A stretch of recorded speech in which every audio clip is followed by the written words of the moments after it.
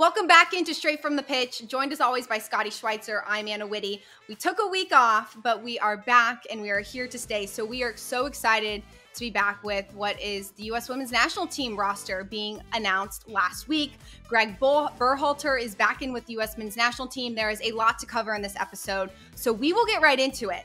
Starting with the U.S. Women's National Team, headed over to New Zealand and Australia in just a few weeks. They've left their NWSL team, so now they are strictly with their national team out in California training. We're going to break down the roster. We're going to go from goalkeeper to defender to midfielder to forward. Starting with the goalkeepers, head coach for the U.S. Women's National Team, Vlatko Andonovski, has named Alyssa Naeher, Aubrey Kingsbury, and Casey Murphy. Alyssa Naeher has let in 33 goals this season in 13 games, has made 51 saves, and has only made one clean sheet. Aubrey Kingsbury has played in all 13 games, has had 16 goals against, has saved 36 shots, and has 3 clean sheets. And Casey Murphy, 13 games played, 11 goals against, 33 saves, and 7 clean sheets. Scotty, what do you make of the 3 goalkeepers headed overseas this summer? I think they're 3 good picks. I really do. I think they're the ones that should have went, and the ones that are deserving. Now, I would say if he's going for it with me, I think Kingsbury is the best goalkeeper of the 3. I really do. I think she's the overall best goalkeeper. But she gave up 4 goals her last game against Portland. She also, we don't get to see how really good she is, I don't feel, because Washington's defense and structure and everything through Parsons is so well, she doesn't have to do as much as Naeher for sure. So I think she's the best, but I would not start her. I think Naeher is a good goalie, but because she's been giving up so many goals for Chicago, she's starting to get like almost shy in the way she plays, like nervous, reactive. Like she's not doing things based on what she knows, because I know it was a decent shot, but the Ali Long goal the other day against Chicago, like that has to be saved. That has to be saved. So then it brings me to Casey Murphy, the Carolina goalie, and I think the way Carolina plays with all the possession and they're always on the ball and they're getting most of the play, that Casey Murphy has to then show up here and there and be ready when it does happen. And I think that a lot of the times when we're playing in the World Cup with the national team, that's exactly how the goalkeeping position is played, basically. Like, we don't know when we need you, but we're going to need you here and there. So make sure you're ready for it, because we're going to have most of the play running through the game, kind of. And so I would pick Murphy as my goalie, but as far as the 3 goalies, I have no problem with the 3 that he picked. I think we even talked about it on the shows earlier that those would be our 3 goalies that were going to the World Cup. I'll tell you, though, like I understand that she plays for Chicago and she's been getting just pummeled because they're so out of shape and such a bad team. But Naeher has not looked good anyway. I mean, she makes saves, but yeah, I mean, you're going to get 100 shots, you're going to make 30, 40 saves. I mean, you're going to look great in a sense, but she does let some weak goals in, and some have gone down near post. The one I just talked about, the Ali Long, looks like she got fooled by the curl on the ball. I mean, those things can happen in a World Cup stage in an environment. You have to be able to make those saves. So Murphy would be my starter, but I really, as the 3 go, I don't have any problem with the 3. I agree with you with the 3. I like all 3. I don't know if I'd put Casey Murphy in goal. I kind of like Aubrey Kingsbury, and I know against Portland that was definitely not a good showing for her. Several of those goals, her instinct to dive was a little too slow compared to what we've seen of late. And Alyssa Naeher, the confidence going into the World Cup, I wonder like how she mentally is preparing and separating what's happened in Chicago, letting in 33 goals this season, and separating that from her national team and going to the World Cup and knowing that she has to have a completely different mentality. She's going to have different players in front of her. She needs the confidence more now than she has ever. I just wonder what that shift is going to look like for her. And I don't think we'll know, obviously, until we see her play in her first game for the U.S. That's why I'm not sure who I would start in goal. I think I would go with Aubrey Kingsbury. I trust her feet more than I trust Alyssa Naeher's feet. We've talked about North Carolina like all season long and how good they are in possession, how Casey Murphy doesn't see as many shots because of how strong North Carolina normally possesses the ball. So that's why I would say Aubrey Kingsbury in goal. But I would be interested to see, how does Alyssa Nair react and goal. I think she has to completely forget. She's going to have to make sure that she's like more mentally fit than in some ways she's physically fit, because that's hard to go from a team that's not performing well and then go over to the World Cup and perform in net and know that she's let in 33 goals in 13 games. I mean, that's a lot. And I love that we're doing this a week after we heard the roster, because we've heard a lot of people's responses to the roster. Someone saying that AD France should have been on the roster is completely wrong. She's had a horrible season. She looks nothing like she did in 2022. And these three are definitely who I would go. AD France can't even start on her NWSL team. She can't come to the World Cup. Yeah. We can't just go on something from the past. She hasn't been good this year. She doesn't play every game. I mean,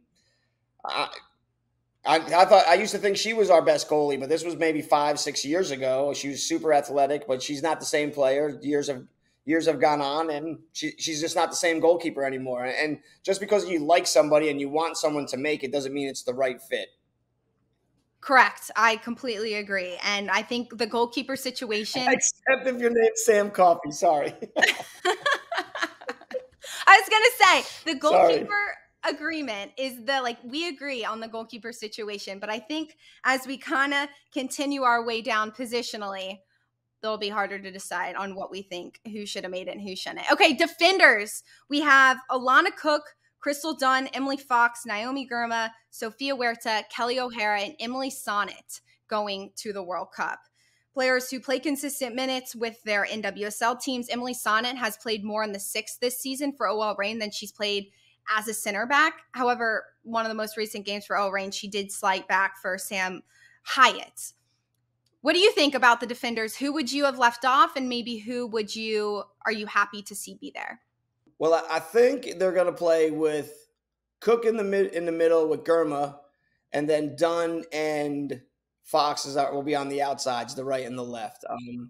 And I think then they're going to hope that there's no injuries, because I would not have brought Huerta and I would not have brought Sonnet. And to me, watching the NWSL play out, and then the things that has transpired with Sauerbrunn being hurt and different little things, like, it's weird to me that Sonnet played the 6 role, and then she also played as a center back. And listen, if she plays, I think that is the only place she's going to play, 6 or the center back for us. She's not going to get on the outside. If Dunn or Fox can't play on the outside for some reason, I don't think Sonnet or Huerta is your replacement to stop them or to change the game. That's my only concern with why we brought those 2 outside backs. Like, I understand that Sauerbrunn's hurt and she's listed as a midfielder, but I have to believe in my heart that Ertz is going to be playing center back for us in the World Cup. Otherwise, it doesn't make any sense to me, the team that he picked. There's a lot of things that are like, they're all good players, except like, and Sonnet and Huerta are good. Don't get me wrong, they're good. I just think we had to go with different options when certain things, like, we still don't know that Lavelle's super healthy. So if Lavelle doesn't play, now you're looking at, okay, Sanchez, and like, there's a lot of different dynamics that you have to do as a coach. Like, if this happens, we have this. If this happens, we have this. I cannot keep going in my head and thinking, if this happens, we got to get Huerta out there. If this happens, we got to get Sonnet out there. I just can't think of the scenario where they are needed, or did we bring them just to, like, okay, we're killing it, it's 4-0 or 8-0, it's Vietnam. Let's get these 2 in just to use their legs, to save legs. But, like, you bring players because you need them. You need them to win a game, whether that's defensively or whether that's offensively. And I don't think they bring enough to the table that they should have been the 2 other players coming. And that's, you also have to, and I understand people are going to say, well, Sauerbrunn got hurt. Like, yeah, but I don't think, if we're playing Sonnet center back, we're going to be in trouble. We're going to have trouble. They're going to go at her for her pace. They're going to go against her. They're going to know what her weaknesses are, and they're going to use it against her. And that's going to change the way the back line. That's going to make Fox sit deeper, and it's going to make Girma play more defensive, sitting behind Sonnet. That's going to pull Dunn back inside. Like, for me, those 2 picks, on the back line, I don't. And listen, there's a lot of people are saying, he brought a lot of leadership. But, like, we have Nair, we have Ertz, we have Rapinoe, you have O'Hara, you have Sonny. You like how many players do we need to we're getting too close to too many leaders. And everybody's going to be, we have Morgan. Like we have tons of leaders. Like how many? We need some young players to get introduced that are hungry, that want to play. They want to play for the country, and we needed to give them the chance. We had enough leaders. You get your time in soccer, and you have to go out. Listen, you don't want to as a player, but that's the job of the coach. Like, listen, you made a great run at it. You've done so much for the country. You've done so much for the game. It's this player's turn now. And that's it. Like every player has to go through it. Every player has to go through it. And coaches have to be the ones that make those decisions. I understand they're hard.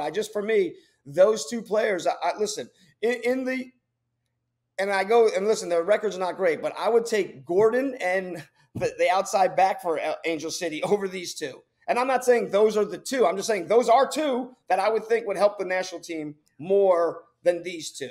I think Staub in Washington shows you like she's a leader. She can organize us. She plays very similar to Sarah Brown. Like there's a lot of other defenders that are having great seasons playing for their teams that are doing better than these two at Seattle. And don't tell me the record. Don't tell me the record. It's what you're doing on the field and helping these teams to win.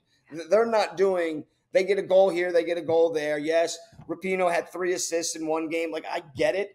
She's also only played 9 games. So, like, why is that? Why are you only playing 9? Are you saving yourself for the World Cup? Or, like, because you know you might get hurt? Like, there's just – sorry, I'm excited about the World Cup. I'm totally hoping we win it.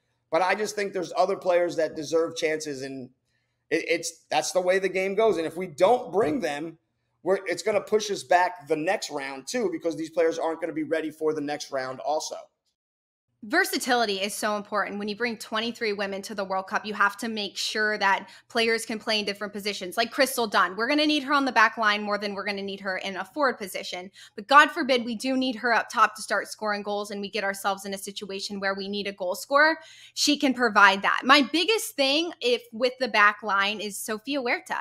The only thing that she does in OL Reign that this team constantly highlights and that we see is good is her service into the box to Bethany Balcer, who heads the ball in. Her 1v1 defense, her ability to track back, her ability to read the game is not there on certain levels that it is for other player. You mentioned M.A. Vignola for Angel City, plays in the outside back position.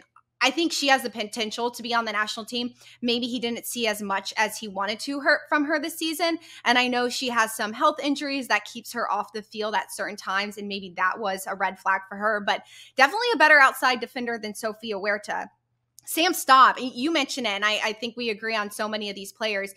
I don't trust Alana Cook on the back line. I don't think she has the ability to start and run, and her decision-making sometimes is really not there.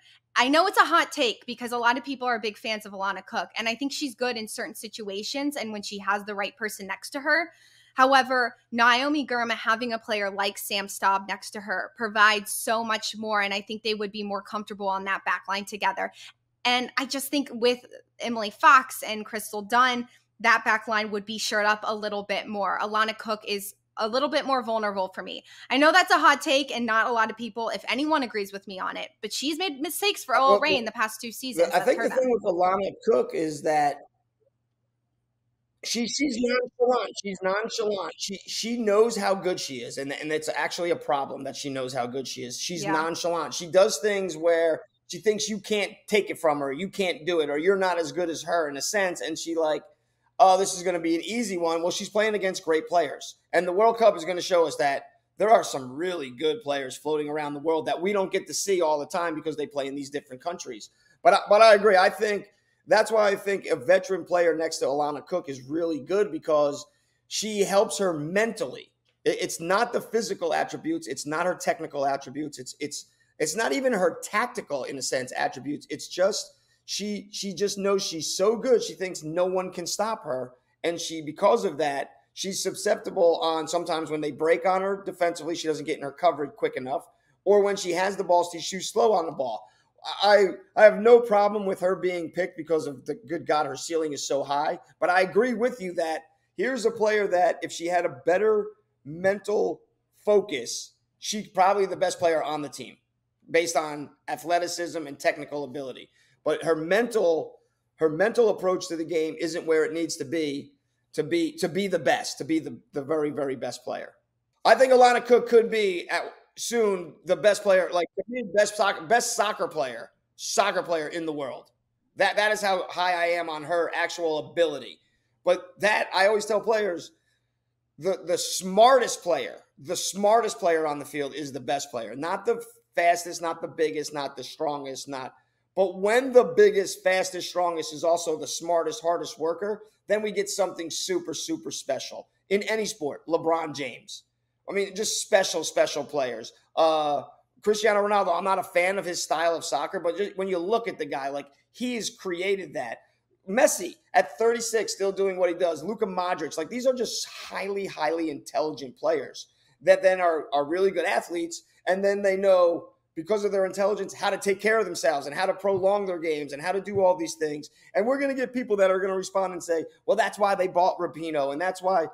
But Rapinoe's not doing to the game what Messi and Ronaldo and these guys are still doing to the game. Like, they're destroying. Like, Messi was the best player in the World Cup. Rapinoe is not even the best player on her team in games. So, like, here and there, she still shows her brilliance that she has. But, like, this is a World Cup where you don't know how the games are going to get played out. You don't know what's going to happen. If we need her to take over a game, I don't think she can take over a game. She cannot take over a game. She is a complement.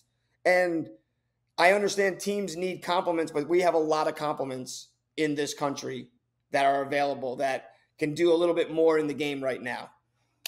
And we'll get to Rapinoe and everything, but but that's just me as a player. And I agree with you with Alana Cook, though. She is, if she doesn't have, but that's where, if you match her up with Germa, and I don't think she is as good as everybody thinks she is on the ball.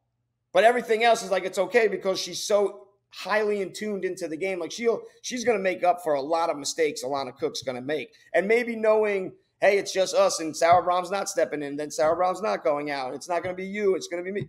They're going to be together. They can get kind of clicking, and they get if we don't get out of the group easy, I don't know what's going on. But maybe those 3 games just get them in sync, and then they might be untouchable. If they just I played with a center back, Craig Demon. He was Trinidad and Tobago. We just, after a few years, maybe a year, a whole season, we just clicked. We knew each other. We didn't even talk in games. We whistled.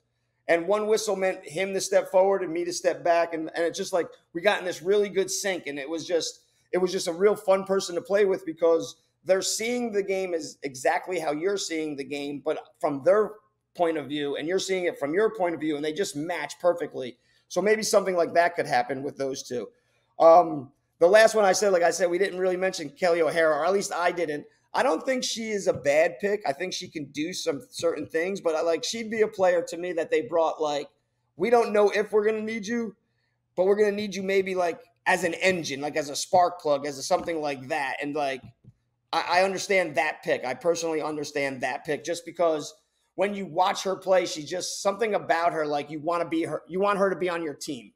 But like, again, like, she hasn't had the greatest season, greatest year just to be picked, but that's going off of her past. And you can't do that with 7 players. You got, like, here and there, you got to pick your poison, basically.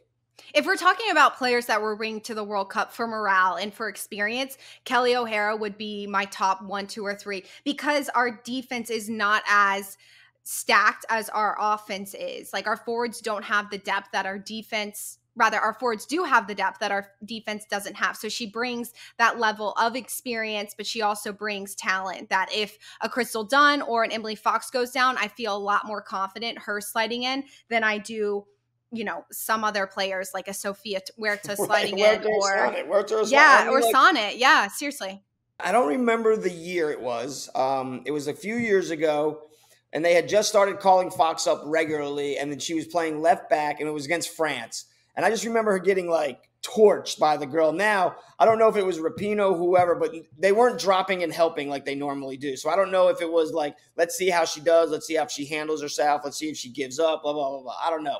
But she was getting torched down this line. Like, had no answers for the girl, which I think was the same age, if not younger than Fox. So I'm sure she's still on the French national team. And that's how the French national team plays. They attack out wide. They're real fast.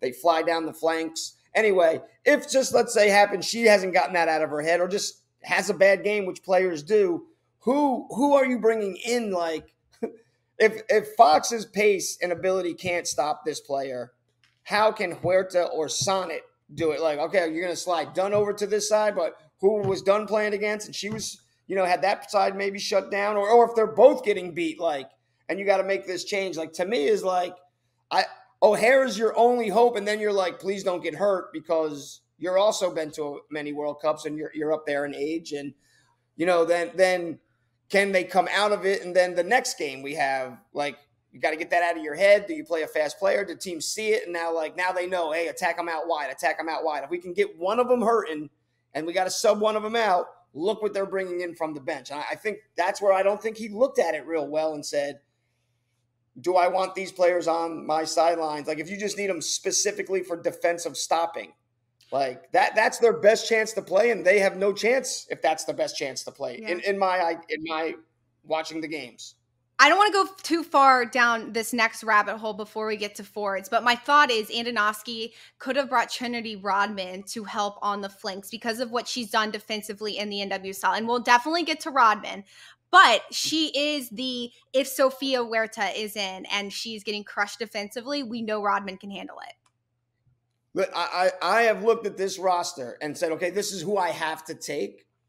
And all the scenarios, like I said, he should have gone through. And that's what I'm saying. Like, I got Ertz in the back. I got Rodman in the back. Like, that's our chance. So, like, I'm still saying Huerta and whatchamacallit are there for the locker room, to keep us going, to keep the morale high, blah, blah, blah. We're going to be tired. I'm playing out of position. But we can win this thing. It's all about us. I understand that. But like I said, there's like 8 of them. There's like 8 senior leaders. Like, that would be really good to bring younger players in just to witness it and be a part of it and want to be the reason if we don't get over the hump, that we get over the hump next time. Or if we do get over the hump, the pressure not to let it down. We got to figure out how to get over the hump again because now it's my turn to help more than just be a part of, the trainings and the whatever we got to do to win, kind of keeping the team going kind of a thing.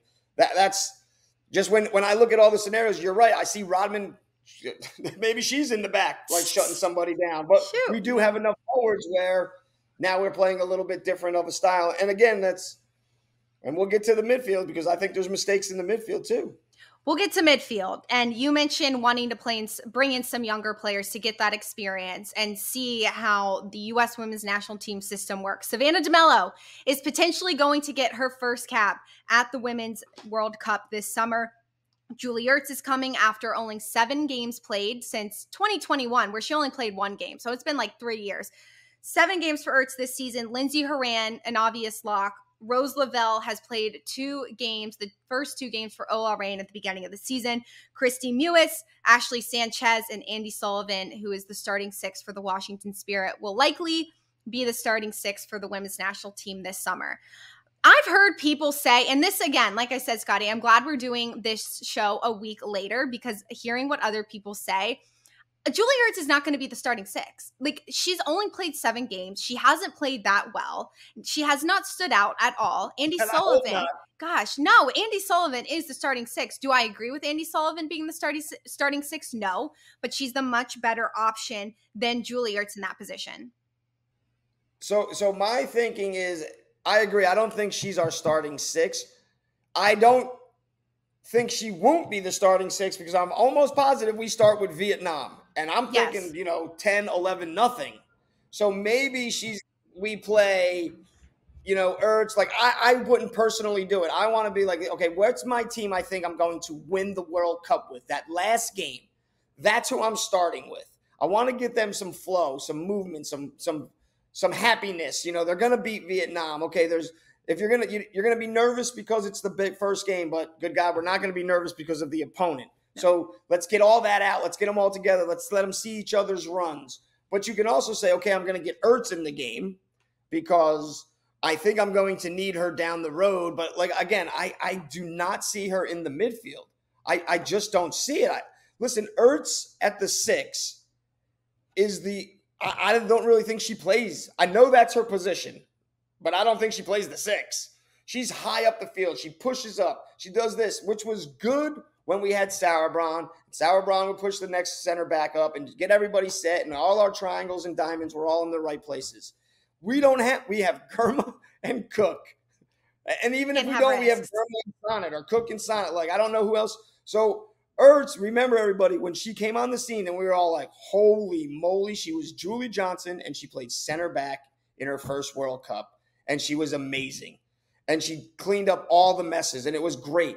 I would think, listen, she hasn't been great, but she hasn't been super terrible fitness-wise and speed-wise in the games and strength-wise. Her jumping has decreased, but her actual tackling and stuff, that's still all there.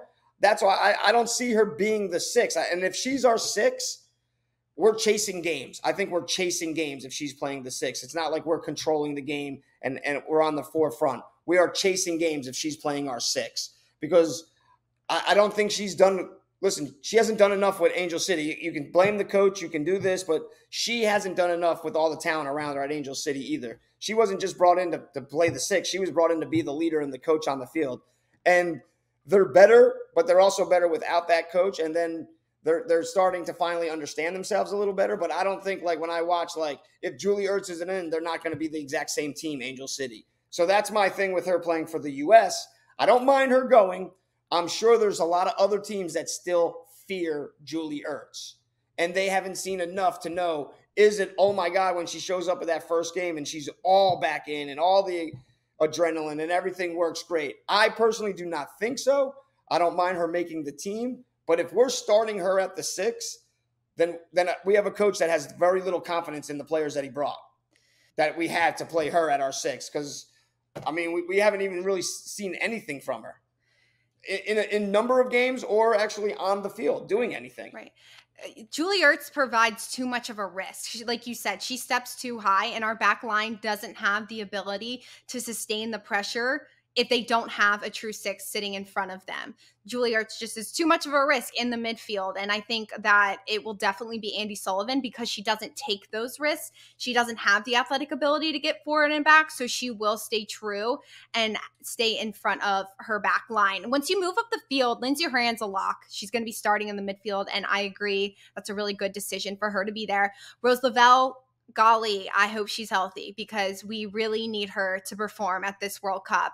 And that's the reason Savannah DeMello came onto this roster is if Rose Lavelle can't come, it'll be between Savannah DeMello from Racing Louisville and Washington Spirit's Ashley Sanchez, who both play in the 10. Sanchez has that partnership with Trinity Rodman. They have the friendship that everyone knows about, and they play well together on the field. However, Savannah DeMello has lit the NWSL on fire.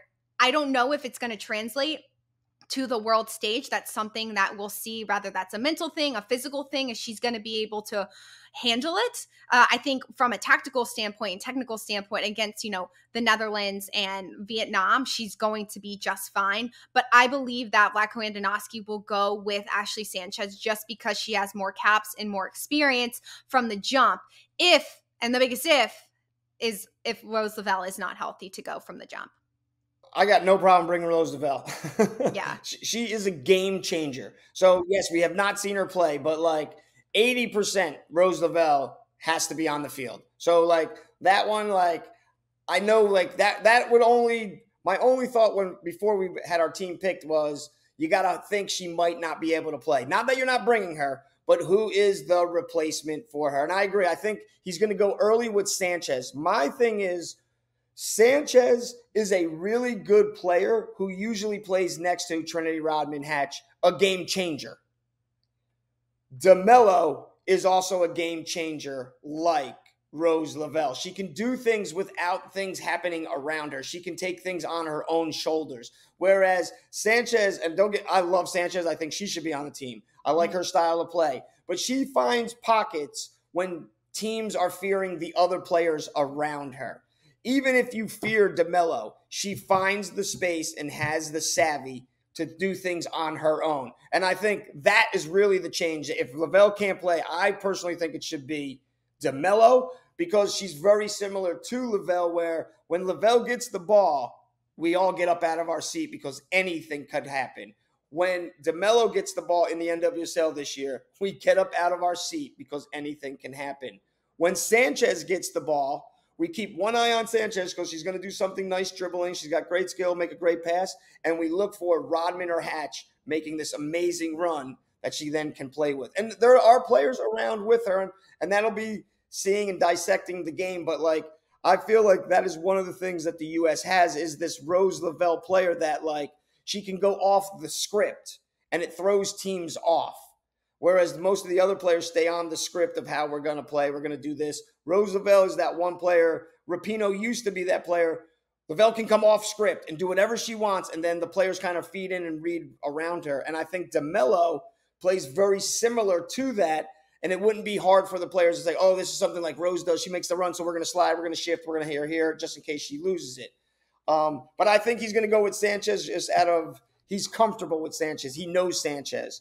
But I think DeMello is going to win us a couple games, and if we win the World Cup, she's going to be a huge reason why. Even if Lavelle's healthy. I think DeMello is going to play a huge role in this World Cup. I hope DeMello plays a massive role in this World Cup. She's been so electric in the NWSL that I think she's young enough to be able to take that experience and like put it seamlessly into the World Cup. Like she has no fear. And I think she can bring that to the World Cup in that midfield position and play with no fear in this role as well. Kristie Mewis making the roster is a player who, when you look holistically at the roster, I would have left her at home. And I wouldn't have subbed another midfielder in per se. I would have just left Kristie Mewis and maybe added another attacker. I don't believe Kristie Mewis, she's played in all 13 games in NWSL, but she hasn't done anything for Gotham this season. She's always been a bubble player for this roster, and I think she's just a good player, but she's not going to be a game changer. And when you bring people to the World Cup, like you want to win, and you need the game changers and the players who can be different and be electric in that midfield and fit well with it. Kristie Mewis isn't that player for me. I think she's fine in the NWSL. I don't see it here.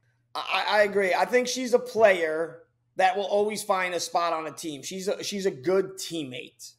And that's great, and every team needs them. But this is the World Cup. This is the U.S. national team.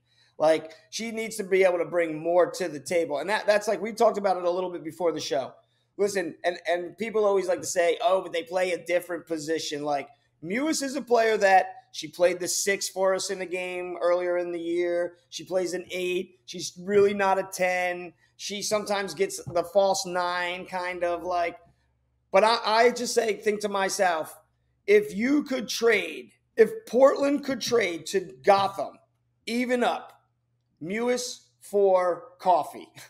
Portland's saying no way, and Gotham is saying, when do you want to do it? How fast do you want to make this trade? For sure, just even up. And then I think if people are like, oh, you guys always like Coffee, you always think Coffee. Well, Ando said that this was going to be the NWSL is going to have a huge matter, listen, DeMello's been amazing for Louisville. And the reason she has that freedom is because Jaylene Howe is sitting in behind her. So if Louisville called New Gotham and said, hey, we'll make a trade, Jaylene Howe for Mewis, in a heartbeat, Gotham would take it, and Louisville would be like, no way, no chance, not. And I understand you're going to say different position. These are players where, listen, Coffee played a 10 in college. She plays more like an 8 than a 6. Howe plays like a 6. She plays a little deep, which will help our 2 center backs. Like, these are 2 players that I think, man, I just like when I look at the whole thing, like I don't understand why some people were picked and some people weren't picked. I almost feel like it was a safe pick based on what the novice fans knows. And like, well, if we don't win the World Cup, a lot of the fans that don't know or don't follow as tightly as other fans are going to be like, oh, it was the players. Well, you took old players that struggled in the last World Cup in certain games. And you have new players that are hungry and are showing their worth and are in the league playing against each other and doing and outperforming players that have been picked. And to me is like, you know, Mewis, we saw her on a couple things, and she said if she didn't make it, she would think her soccer career was like. So I think that played into it. Like, you got to kind of leave emotions out. I understand it's hard, but as a coach, you got to do what's right for the growth of this team to win the tournament. You win the tournament, you inspire younger generations, and it's a cycle. And like, there's a lot of players that are thinking, like, what do I have to do to make this team? And, like, I'm always getting overlooked, just like youth players are always getting overlooked, like, because a coach likes this. And I understand coaches can pick who they want, but you have to also really do your due diligence of doing what's right for the game and for the team and for the players and for the growth going forward. And that's the hard thing for a national team coach, is when to say when is the next crop has to take the reins. We have to take the reins because it's going to happen sooner or later. And the earlier I can get you adjusted, the better, the longer my ability to be great is. Like, I understand we're still number one, but it used to be by a landslide. Man, teams are close. Like, I'm really looking forward to see the Germans play. I'm really looking forward to watch Spain play, who is going to be amazing. And they have a whole bunch of players sitting out because they bring their young players up as soon as they possibly can and get them games and throw them into a big environment so that they're ready for when their time comes. We are in a situation where at the beginning of 2023, Vlatko Andonovski did not bring in the younger players to go to Australia and New Zealand and play in She Believes, where those young players could get that experience. Sam Coffey could have had 4 or 5 caps underneath her belt. Same with Jalen Howe with Racing Louisville. They could have had that experience. And then you look at the roster now and you'd say, oh, those players have that experience. We can bring them instead of Christy Mewis, who's now 32 years old and shouldn't be going to the World Cup. And not that age is a factor for her, but it's just she's aged out of her ability to start in that midfield and be effective in the World Cup. I like the other players that Vlatko Andonovski brought in the midfield. Obviously, we miss Sam Coffey. She's had 6 assists in the NWSL in 13 games this season. She can do everything. We don't have to continue to harp on Sam Coffey because everyone knows we're a huge fan of her and we believe she'll be on the World Cup. We're not the only ones who believe that. I know her teammates believe that as well. Sophia Smith has made comments about her and what her future will look like in the midfield. However, it is disappointing that some of these young guns in the NWSL aren't getting the ability to potentially come to this World Cup. But it'll be fun to see what Savannah DeMello does. And Scotty, I think you agree with me. I'm glad we're not playing in a double pivot because this national team does not need a double pivot. We are athletic enough to not have to have more than 1 6. And I'm glad we are way beyond those days. We could, though, play the double pivot like the men sometimes do, but it's so not a double pivot. And that's what I said. Coffey to me is an 8. So if you had, like, let's just say Jaylene Howe but I mean, like, you're right. If we played it, we would be silly to play it like a true double pivot. We would need to be like, you could have 2 6. Shoot, we could play with 3 6s out there. We're so good offensively also. Like, it wouldn't be that big of a deterrent for us as a national team. I'm not saying that's the right thing to do. I'm just saying even our 6s are super, super good going forward and getting in the game. And, like, if you look at our like, just the 6s and throw her in there, Ertz, Coffey, Jaylene Howe, like those are 3, like, good God almighty. If those 3 were in the midfield, like, wow, you could play with your 10 sitting right behind them and do almost a 4-4-2 weird formation and just be like, how are you going to break us down? We have 3 6s sitting in here that are allowed to go and slide and go forward whenever they want. And you got Lavelle sitting in front or Rand sitting in front. And then the next game, just throw the next 10 out there at them and say, hey, deal with this. Because here's our 6s that you can't get by, basically. And then Alana Cook can fool around all she wants mentally. She wouldn't ever have any chances on her. But I wouldn't play that. Like, that's just how talented we are. So, like, when you harp on it, like, I don't think he made the right choices on all his picks, but what a hard job to make some of these picks. Like, there's so many good players on the girls' side. I don't think it's as hard on the men's side. The girls' side is just like, you could argue for days of who should be there. Absolutely. And I think the forward position is the hardest position to argue who should be there because there is so much forward talent in the NWSL that they have the caps and the ability to play for the U.S. women's national team. So the forwards that are going to the World Cup are Alyssa Thompson with Angel City, Alex Morgan with the San Diego Wave, Megan Rapinoe with OL Reign, Trinity Rodman from the Washington Spirit, Sophia Smith from the Portland Thorns, and Lynn Williams at Gotham FC. Megan Rapinoe has played 9 games this season, has started 7 of them. She's had a goal and she's had 4 assists. However, she hasn't played of late for OL Reign, and she's a player that I'm not sure I would bring her for the morale and the overall experience, because we have so many other players who can be so much more effective in that position from the jump, like Ashley Hatch. I think Trinity Rodman is a great lock. What we saw her do at the beginning of the season wasn't to the level that we thought she could do. And now in NWSL, Trinity Rodman is performing. 4 goals, 2 assists. Sophia Smith is on an absolute another level, and she's a great pick. Lynn Williams with 7 goals this season for Gotham, and Alex Morgan has been phenomenal. Alyssa Thompson is coming because Mallory Swanson is injured.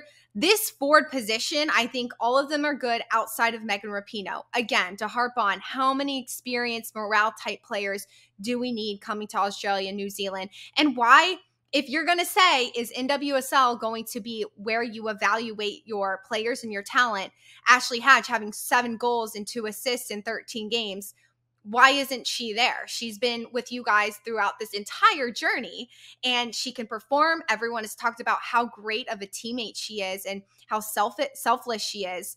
That's the biggest question mark on this roster, is why is Megan Rapinoe going, and is Ashley Hatch left at home? I 100% agree with you. Listen, I am gutted for Coffee. I am gutted for Jaylene Howe. I cannot understand the Rapinoe pick over Hatch. I don't understand it one single bit. Listen, with the players you have brought, Rodman, Morgan, Sophia Smith, Thompson, these are burners. These girls are going to get up and run. Like, I personally think, like, if you started a game against, and not in our first, or maybe Holland, and you just said, okay, you're going to throw Sophie Smith at the 9, Lynn Williams, and Trinity Rodman. Like, I'm not saying that that's our best, but, like, what is the defense going to do when they look at that? Like, shift wrong one time so that we can play, because Haran will be able to spot diagonal balls. They're just not going to be able to handle all that speed. And I don't think he's going to maybe ever throw that lineup out there. But then, like, okay, one of them gets a little fatigued or a little tired. Good, pull one of them out, put Thompson in. Here's another dose of speed. Here comes a little bit more. Then, okay, we got to move. Let's say one of them gets tired, and you don't want to take Smith out. Slide Smith to the side. Bring Alex Morgan in. Okay, you're going to make your last sub up top, and Rapinoe.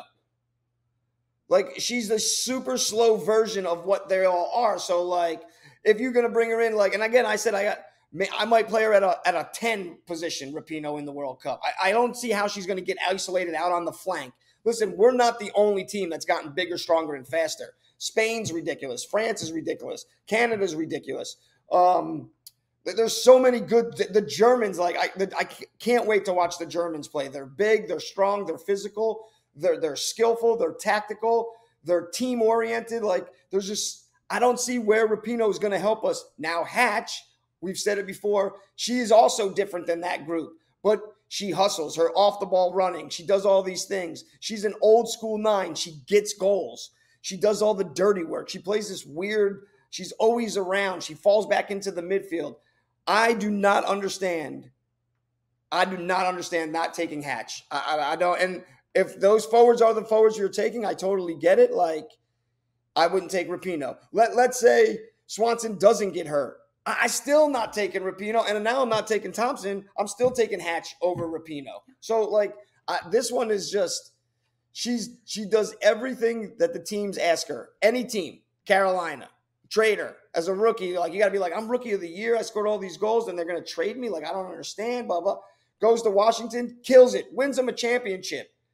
And then, okay, then from there, goes with the national team. Every time you see her play, it doesn't matter how, she gets a goal. She gets on the score sheet. She gets an assist. And, like, Rapinoe, like, she's played 9 games all year. She hasn't done much. She had a couple games where she had a couple assists. Her assists come from free kicks. You're going to say, oh, well, you said Sam Coffey has 6 assists and she's got free kicks. Please. The 6 taking free kicks is way different than your star striker 10, 9, 11, one of your star superstar forwards. Like, and Coffey's also getting, like, second assist constantly in games. She sets up the person who gets the assist. Like, I don't want to hear that Rapinoe's had a couple assists in a game and deserves to go. Hatch's team's in second place, right there fighting for first place. They're in every game. She scores every game she scores in, every game, or gets an assist. So I would love to hear this conversation that they had, and I would love to hear him say, why he didn't bring her. Because I don't know if he's the coach, if you can ever bring her to another one. Like, I would have no confidence in this coach that this coach believes in me. Ashley Hatch is in a good position because she's playing for the Washington Spirit and she has Mark Parsons as her head coach. I think she's in the best position that she can be right now. We mentioned the fact that she plays with Trinity Rodman and Ashley Sanchez in all 13 games. She has that continuity with players that you're probably going to start next to her if you were to bring Ashley Hatch. So she has that experience. Hatch does the defensive work in the NWSL that Megan Rapinoe does not do. All season long, Ashley Hatch has been tracking back to help her back line, which the U.S. women's national team might actually need that this summer. And she'll get forward. Like, she works hard, like you said, Scotty, and she puts it in all 90 minutes. Megan Rapinoe, we don't see that from anymore. Don't expect that necessarily with where she's at in her career. However, you can't bring players based on past experiences and what they've done for U.S. soccer and what they've done for the team. Megan Rapinoe is not there athletically that the speed and the ability that Ashley Hatch can bring to this team. Ashley Hatch can play in the next cycle. Hatch will be a part of the next World Cup, and gosh, I hope she's part of the Olympics next summer if she continues on the trend that she's on. However, she's just like, of all the players that you're going to bring to the World Cup and not bring to the World Cup, she is definitely on my roster because of what she does defensively, what she can do forward, et cetera, et cetera. And then in the locker room, she's phenomenal too. She's a different player, too, than what they throw out there. And I understand I said that Rapinoe's different, too. But Rapinoe's trying to be what they do, but just a slow version of it. Right. Hatch is a different player. She runs on the back shoulder. She makes all these diagonal runs. She's an old school 9. She wins headers.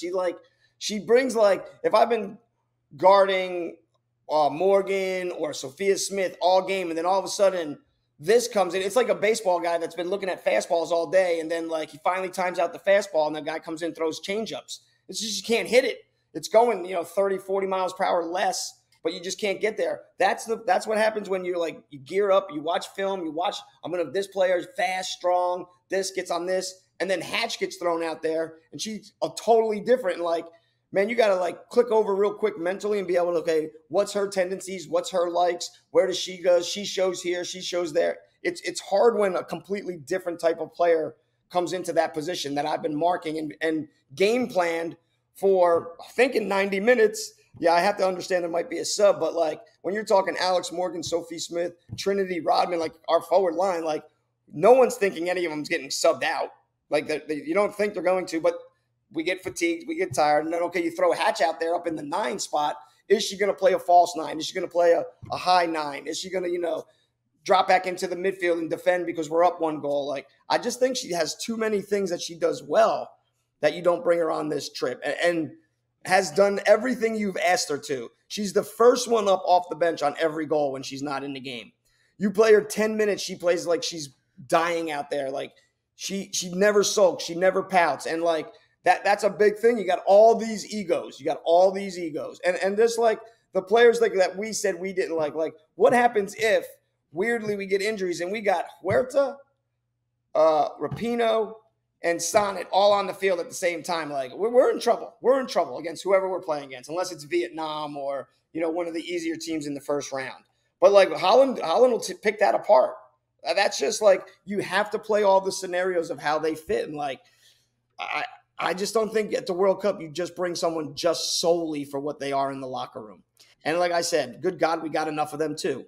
Hatch is in a good position too, or rather Hatch's response was really good.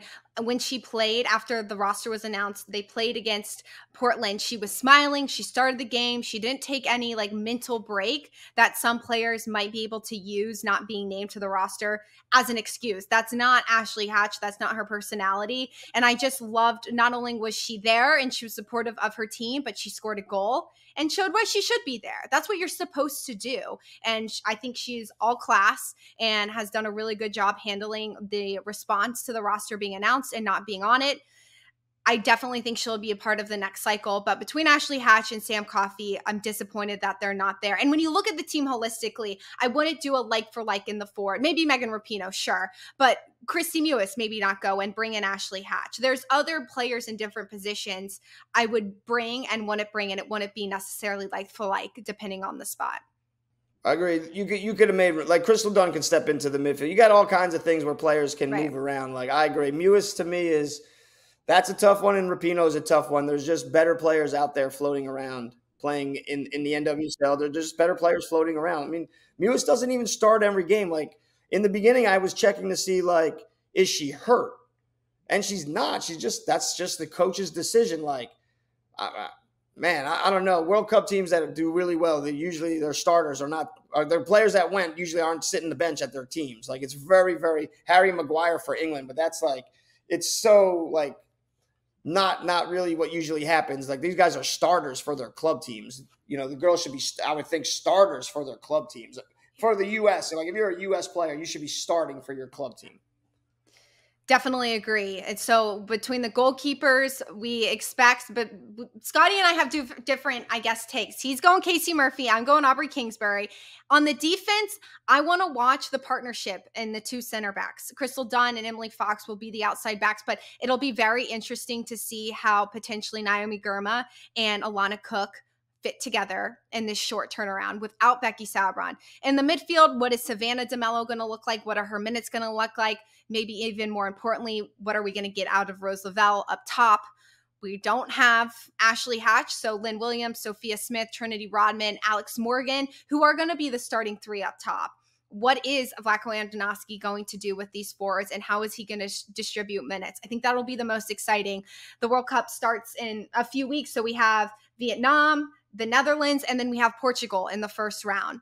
Expected to make it out of the first round. It should be fairly easy. However, once we get out of the first round, what is it going to look like with this national team? So there's so many small pieces and different storylines that'll be really fun to follow. I'm not sure how things are going to look. I hope they come out on top, but this is going to be one of the most difficult World Cups, if not the most difficult World Cup for the national team, because of the talent on these other teams that they're going to have to be playing against. Yeah, I agree. This is going to be amazing. I think it's going to be great. It's going to be just as good as the men's. It's going to be, the fans are going to be there. It's going to be, I don't know. I'm so psyched for it. I'm super excited for the Women's World Cup. There's so many talented players. So much talent all over the field. So many good storylines that Scotty and I are going to be following. So definitely stay with us. We are going to not only watch the U.S. Women's National Team games, we're going to watch as much of the other nations as we possibly can. If there's a team or a country that you would love for us to follow or break down one of their games, definitely let us know. But Scotty and I are definitely going to be covering this World Cup and individual talent, especially for the U.S. Women's National Team. Staying with U.S. national teams, the U.S. Men's National Team, man, they keep us on our toes. We don't know what's going to happen. Day in and day out, we're talking about who should the national team hire last week. And then this past week, we get Gregg Berhalter as the new head coach. He is the head coach. He's been with the U.S. Men's National Team since 2018, and he will not be with the U.S. Men's National Team until after Gold Cup, which ends mid-July. Matt Crocker has been very vocal that he's confident that Gregg is the right person for the job. They did not have, they obviously didn't win the World Cup last summer. They haven't been the elite of the elite that we expect from the men's national team. How do you see Gregg Berhalter fitting into this role in 2023 moving forward? I think it's going to be exactly what we just saw. And that's my problem with it. Like, I will say this. In the Nations semifinals, Nations League semifinals and the finals, that is the best I've ever seen a U.S. national team play. That is the truth. And I know after the game, Pulisic got on, and he's been very vocal that he likes Berhalter and wanted Berhalter back. Mm-hmm. But he got on and he said, this is a testament to what Gregg did for us. Well, first of all, no, it isn't. Because Gio Reyna played the 10, and Berhalter never played Gio Reyna at the 10. He always played him out wide. And he let Gio Reyna be the facilitator. Everything ran through Gio Reyna.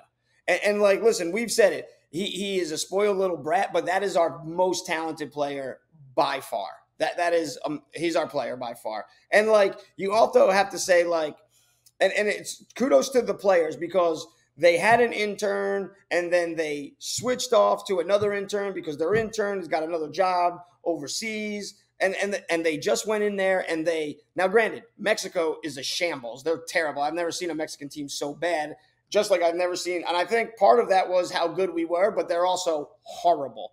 And then Canada, they look like a shell of themselves. Like, I think Canada's a good team, so I don't want to be too harsh on them, even though they haven't looked good in the Gold Cup. But again, the only team that looks like they brought anybody that of any substantial was between us, Canada, and Mexico is Mexico, and they got a 4-0 result. But I'm just saying, like, there was players playing in this game that Berhalter didn't take. He didn't take Pepe. Pepe came in against Mexico and scored the second goal. Reyna was the best player, I thought, in both games. I know Pulisic got 2 goals in the first game, but I thought Reyna was by far the best player in both of the games. I thought he was the best player in the tournament.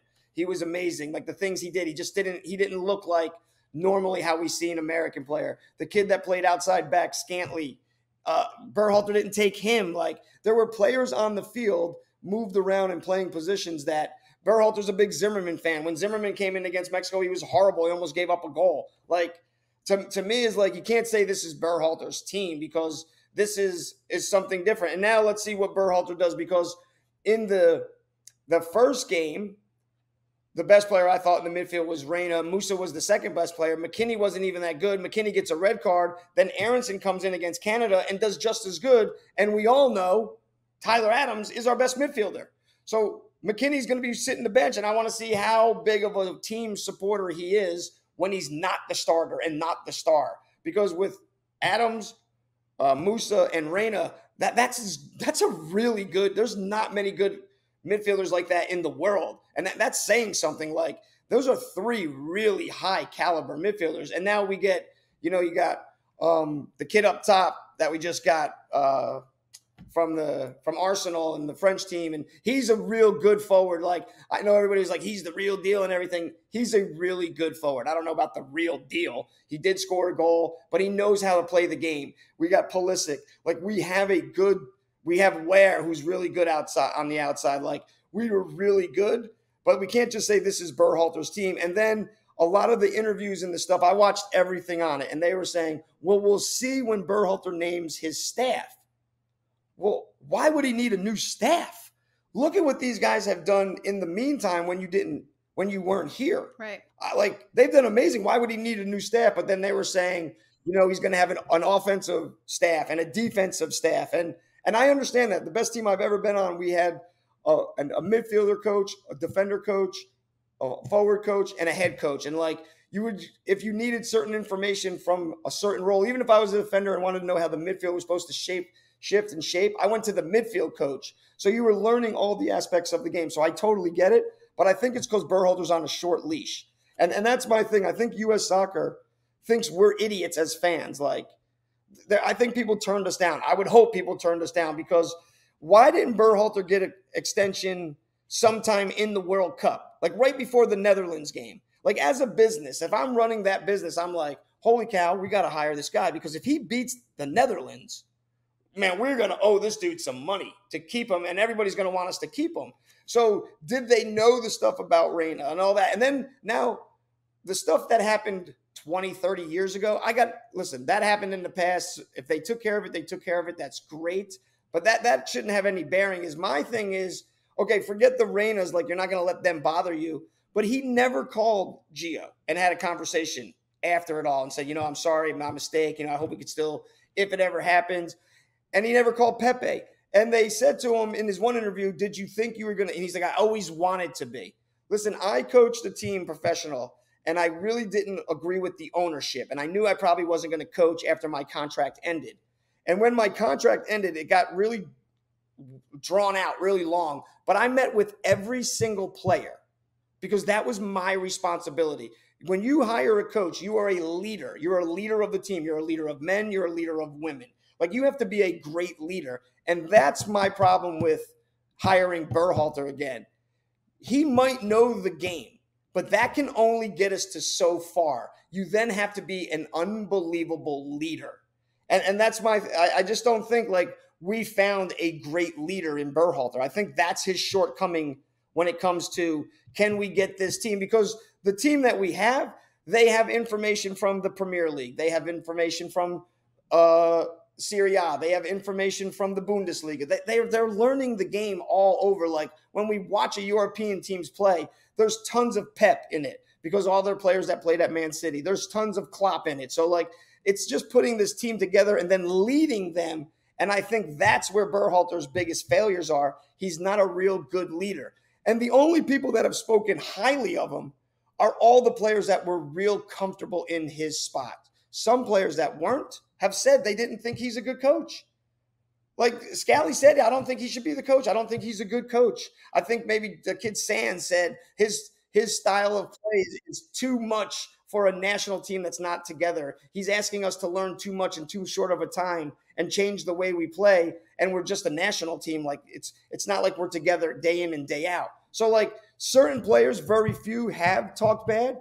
All the ones that have talked good, you would think they would.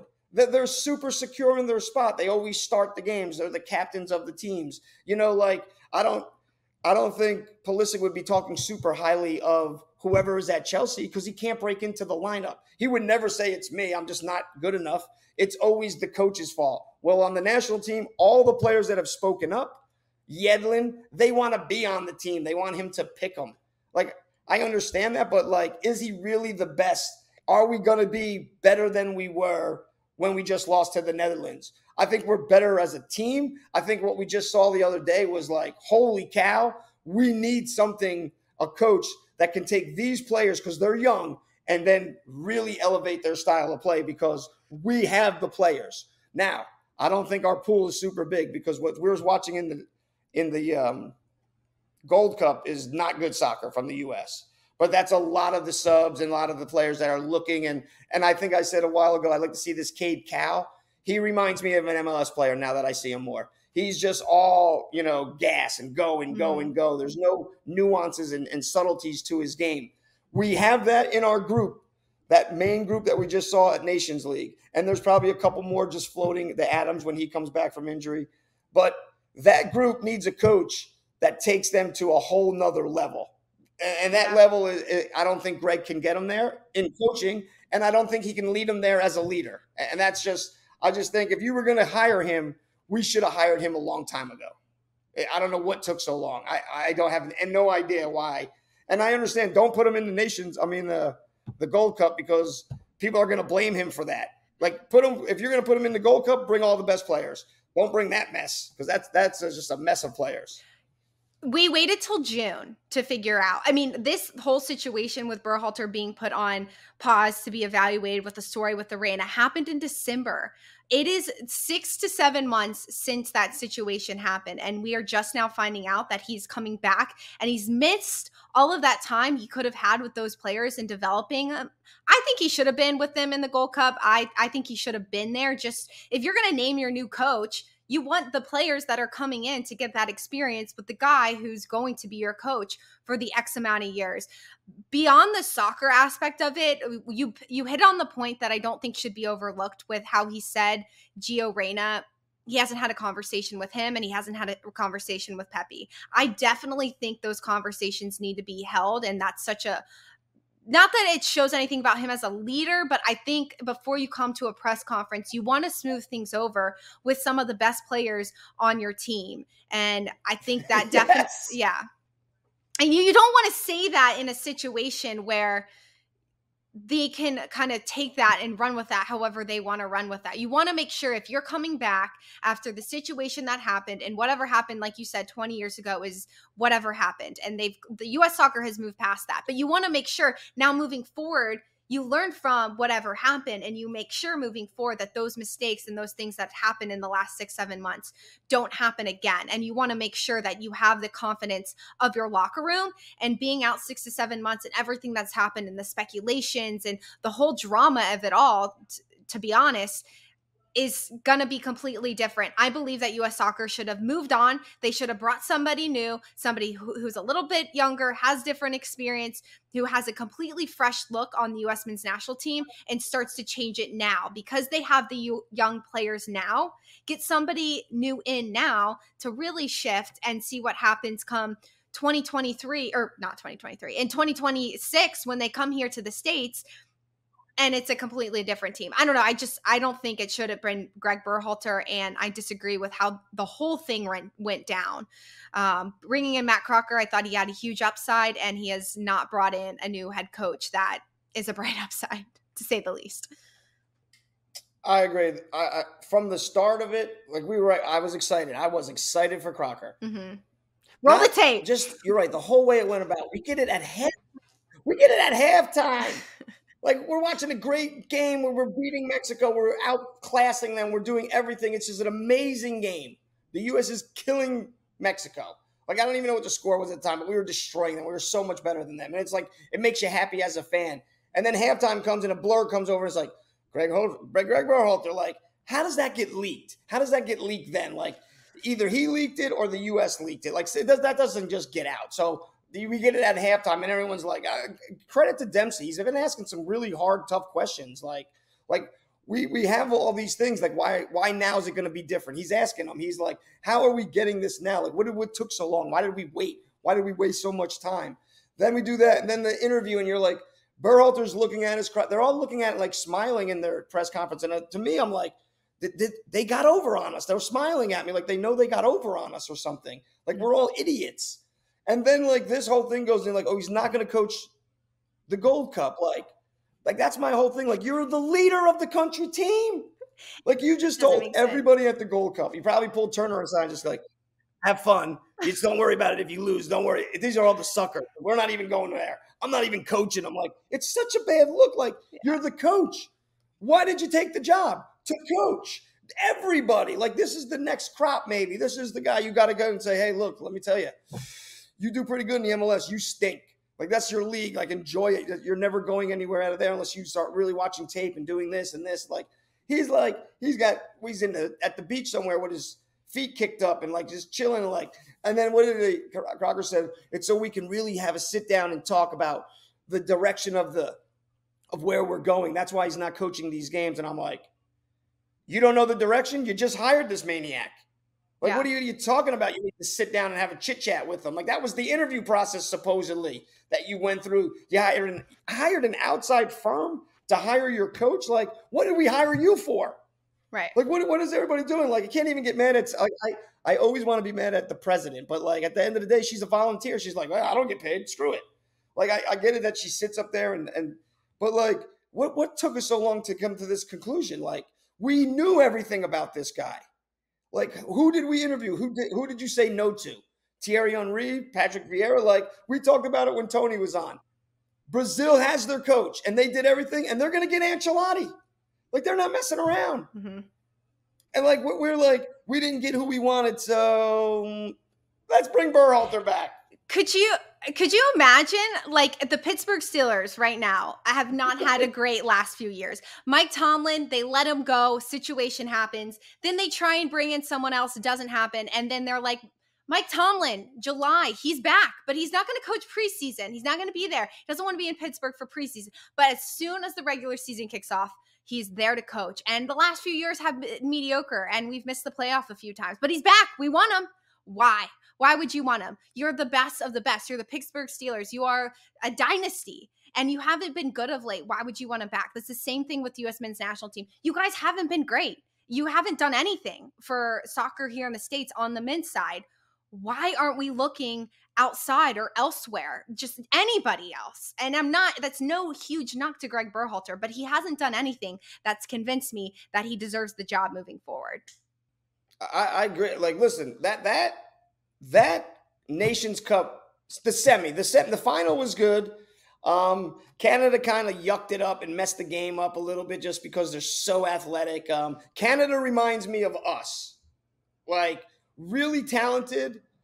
Us a couple years ago, really talented, but, like, not super intelligent as far as the game. They think it's always going to work. They're fun to watch, man. They get after it. They go. But then they leave themselves open. They don't understand each other's strengths and weaknesses. They just go, oh, I'm really fast. I'm a good dribbler. I'm going to do all this. They remind me of us. And that messed the game up for us. But we were still way more class than that. We deserved the tournament. We deserved the championship. And I mean, good soccer. Like, if I'm another country sitting, I'm like, oh, man, these guys are going to be they're hard to beat. They're athletic. They're getting skillful. They're doing this. The team likes each other. They fight for each other. I mean, Dest was really good again. And listen, Dest is really good, and he starts for us, and he sits the bench at AC Milan. He can't even get in a game. Like that, and that's how good he does against the Mexico and the Canada teams. I'm just saying we're good. Like, And now we're bringing Berhalter back, and it's going to end up like, so we're going to be good, but we're not going to win anything. Like, that's not the point of the game. You got to be good and know how to win. Argentina can do it. Spain can do it. Germany used to be able to do it. Now they've turned into us, and they can't do it. And maybe because they're just taking, they sure do look like it, the biggest, strongest, fastest player at the youth level and moving them up. And like, that's used to be what we used to do. But now we can't do it because our whole team is European. Yeah. They're all playing overseas and somewhere else. Like, we got a couple MLS guys in there that do okay, but it's the Europeans that drive our team and drive us play. And that's when you turn on the game tonight and watch the Gold Cup. It's an MLS game. It'll look like an MLS game. Whereas this game was like, wow, we were moving, we were doing things, we were manipulating the game of how we wanted to play. And then once we knew we had Mexico running, man, we got them chasing and we got them going after it. And we got it to become a chippy game. And like, that was played right into our hands. And we can't say, oh, that's Berhalter. Like, he hasn't been around the team. Guys are playing a little bit different. Some guys have a little bit of freedom. Some guys are glad he's not there. Some guys are like, I better play good because he's coming back. Like, we can't say that. And the focal since Berhalter has been gone has been Gio Reyna. So like, and then this is the guy that he hasn't even talked to. And listen, there's no way. I know Gregg Berhalter. I went to high school with him. I know Claudio. I don't know Gia, but I know Claudio. Listen, these guys like the limelight. They like to be the big dog. They like to be the alpha. Like, I want to know who we hired is the mediator between these two knuckleheads, because this is going to be a problem. This is not going to get solved. I don't see it. I do not see Berhalter and Reyna squashing their beef. I don't think either one of them is mature enough to do it. So who did we hire to be the mediator? And it can't be like, you know, an ex-player, because an ex-player is going to be friends with Berhalter. He might be friends with Claudio. Like, we need somebody from the outside, like, hey, what do you do? Oh, I just don't let these two knuckleheads mess around with each other. Like, that's my job. That's all I do. I'm the mediator. Like, I just, to me, it was like, there's better coaches out there. And like, I've thrown out names, and like, just because we hear a reporter, they say something like, I said Luis Enrique, and then supposedly it was Napoli. Now supposedly it's PSG. Like, if it's supposedly, it's not yet. So like, did we do enough to get one of these top coaches in here? Or like, we never, like, no one ever says like, oh, Thierry Henry said no. Oh, Mourinho said no. Like, no one ever turns us down. Like, it's okay. People turn down jobs. They want other jobs. It's okay. Like everybody wanted the job. Like, I don't think so, or we wouldn't have Berhalter as our coach. I just don't think, he's going to change the dynamic of the team enough. And this team needs someone to be that they really look up to as a mentor, soccer-wise and knowledge-wise. Like, and I know Pep's not available, but there's a lot of great coaches that are like Pep out there that we could have hired. And I just think we just took the easy way out, and I think it's gonna cost us in the end. We won't see how this will play out until after Gold Cup. There's a game today. We're recording this on Wednesday, but there's a game on Sunday against Trinidad and Tobago, 7:00 Eastern time. BJ Callahan will still be at the reins of the U.S. men's national team, but this is a very interesting storyline that we will continue to follow once Gregg Berhalter starts to take over the team officially again. So the U.S. women's national team is headed off to the World Cup in a few weeks. Like we said, and we talked about the roster, we'll definitely be following all the storylines and what is happening over there. Obviously, with the U.S. men's national team, with the Gold Cup and everything that will happen past that. NWSL MLS is in full swing this weekend. We will be back on our regular scheduled programming on next Wednesday. So make sure to follow us on Instagram, Twitter, YouTube, TikTok, wherever you like to go on social media. It's at SFTP Pod. And we will see you guys here next Wednesday. Have a great week.